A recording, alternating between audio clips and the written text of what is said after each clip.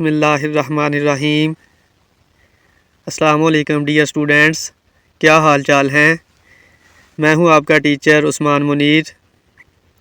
और जिन स्टूडेंट्स ने अभी तक मेरे चैनल को सब्सक्राइब नहीं किया, काइंडली वो चैनल को सब्सक्राइब करें ताकि उनको वीडियोस बर वक्त मिल सकें। स्टूडेंट्स, आज हम 9th क्लास के चैप्टर नंबर 1 का एक्सरसाइज 1.1 के क्वेश्चन नंबर 1 को सॉल्व करने जा रहे हैं, जिसमें उसने पूछा है कि फाइंड द ऑर्डर, यानी कि मर्तबा बताएं।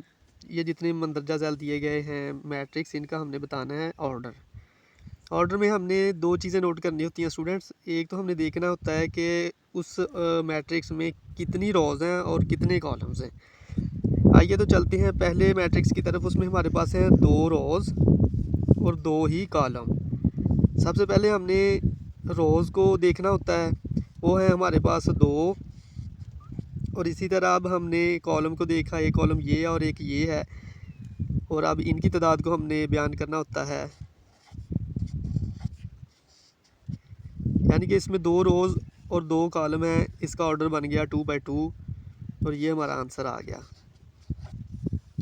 अब इस तरह बी मैट्रिक्स की तरफ देखते हैं। उसमें भी 2 रोज़ यानी कि 2 कतारें और 2 कॉलम हैं, उसका ऑर्डर भी होगा 2/2।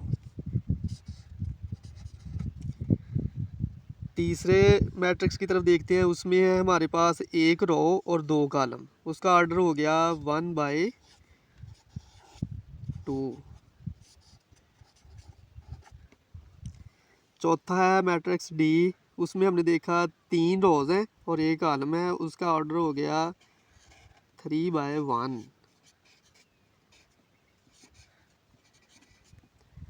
अब हमने ई मैट्रिक्स की तरफ देखा। उसकी हैं 1 2 3 रोज़ और 2 कॉलम, उसका हमारे पास ऑर्डर हो गया 3/2।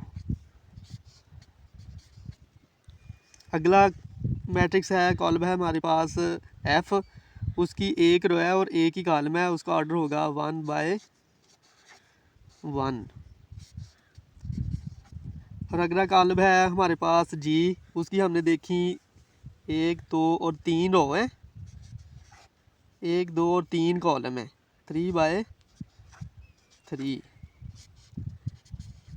और लास्ट कॉलम है हमारे पास एच। उसकी देखी हमने 2 रो है और 3 कॉलम है, 2/3। और ये हमारे आंसर बन